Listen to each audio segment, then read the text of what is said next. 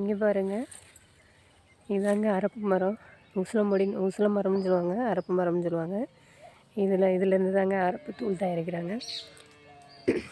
இங்கே பாருங்கள், அப்போ உள்ளவங்கலாம் இது தாங்க யூஸ் பண்ணியிருக்காங்க. இப்போ தாங்க ஷாம்பு அது இதுன்னு கெமிக்கல் உள்ளதாக வாங்கி போடுறது எல்லாருமே யூஸ் பண்ணுறாங்க. அப்புறம் இவங்க இந்த பொடி தாங்க போட்டு குளிச்சுருக்காங்க.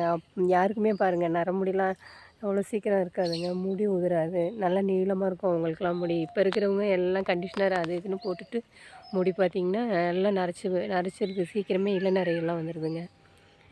இப்போ ஆன்லைனில் நிறைய இதெல்லாம் சேல்ஸ் பண்ணிகிட்ருக்காங்க. இந்த மாதிரி வாங்கி போட்டு குளிங்க, நல்லா உடல் சூட்டை தணிக்கக்கூடியது.